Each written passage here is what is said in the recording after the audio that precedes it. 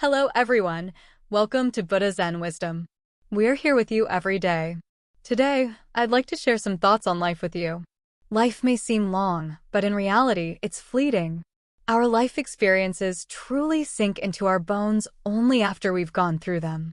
As for life's lessons, even if others try to tell us, we may not genuinely take them to heart. It's only after we experience things firsthand that we come to realize some truths are worth heeding from the wisdom of the elders.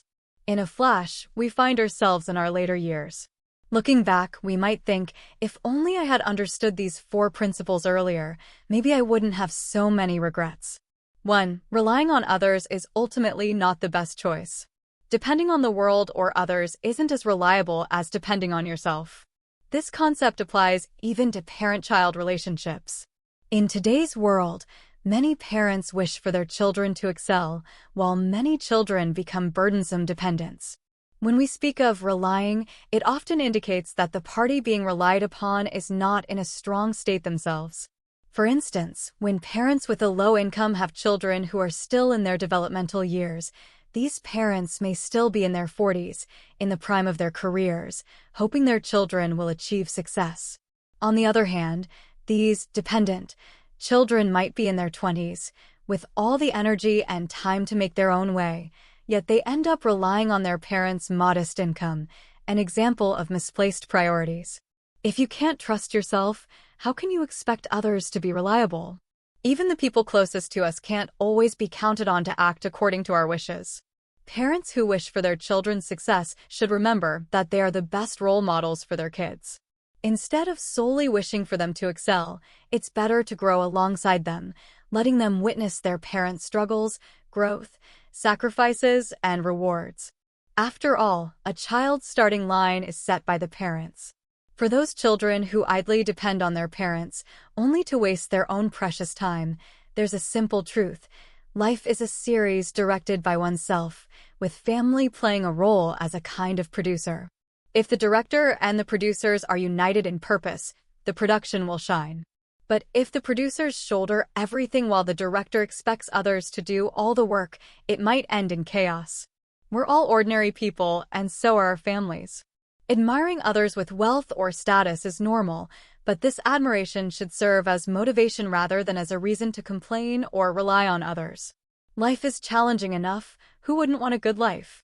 But it's those who dare to strive and work hard who prevail in the end, not those who live lazily for temporary pleasures.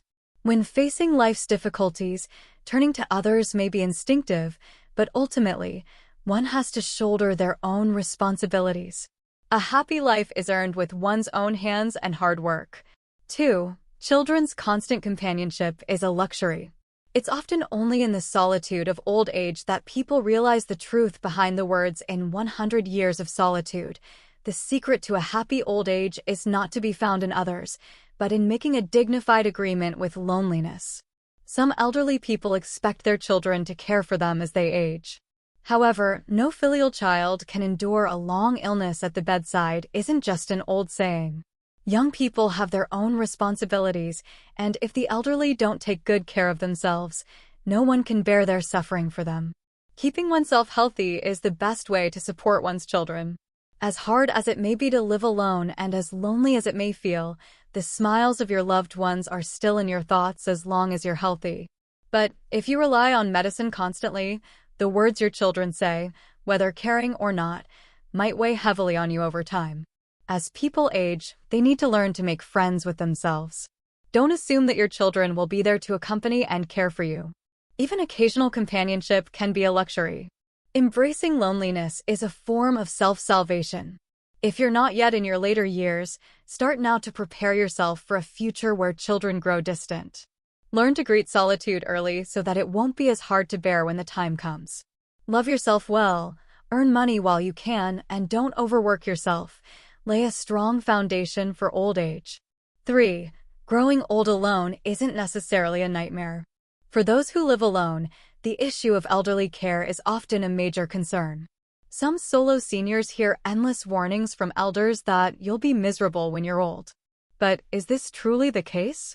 Is growing old alone impossible? The esteemed Professor Chizuko Ueno of Tokyo University provides an answer in her new book, saying goodbye to the world in a familiar home. Of course, it's possible.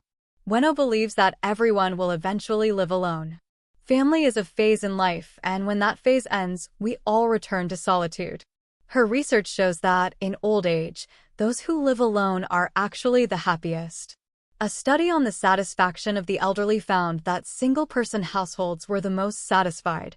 Living with just one other person saw the lowest satisfaction levels, with slightly higher satisfaction for two-person households.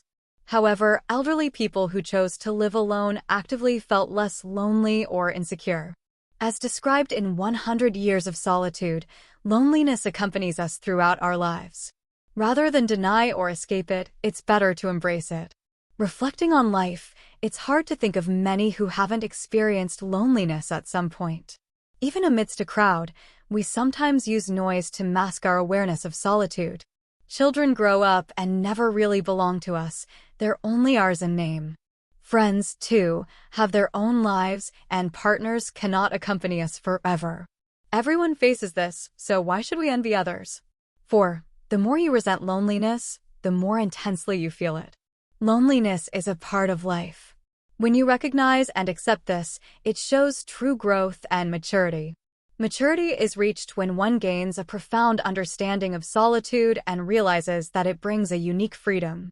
When children leave to form their own families, a person can finally live as they wish, creating a time of rare and precious freedom.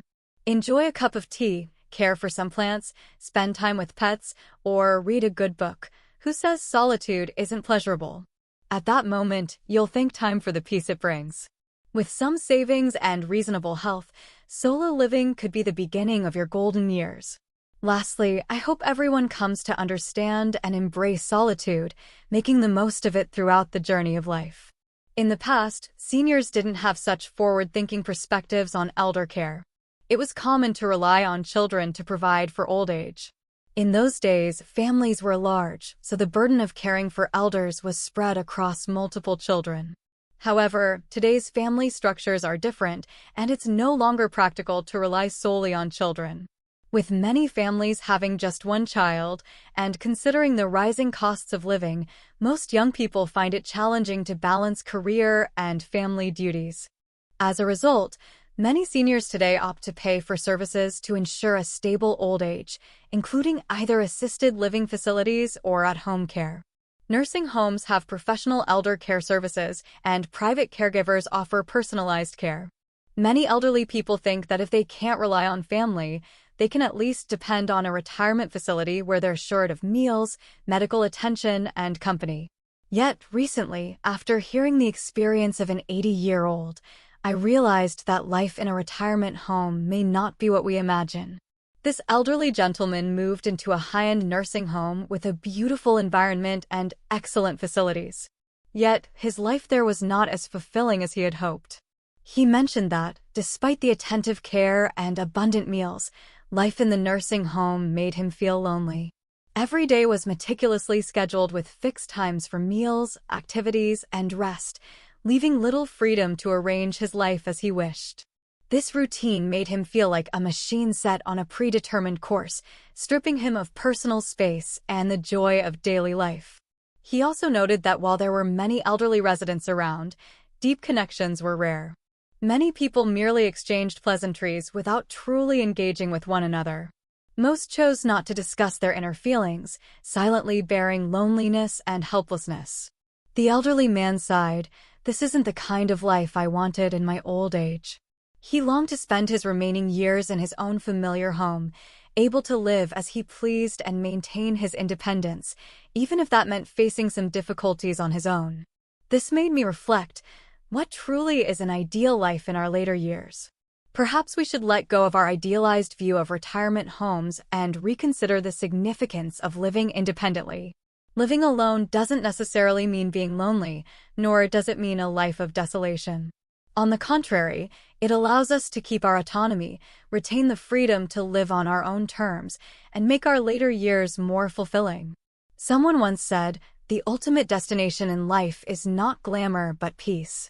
What we pursue is not only material enjoyment, but also inner tranquility and dignity. While living independently may bring inconveniences, behind those inconveniences lies a rare sense of freedom and peace. For those approaching old age, instead of relying on children or nursing homes, perhaps it's better to learn to rely on oneself, to face life independently, and to truly enjoy a self-directed life in our golden years. I hope these insights provide some inspiration, helping you to better prepare for your own future. Thank you all for listening. If you enjoyed today's content, don't forget to follow us and share it with your friends so more people can benefit from life's wisdom. See you again tomorrow.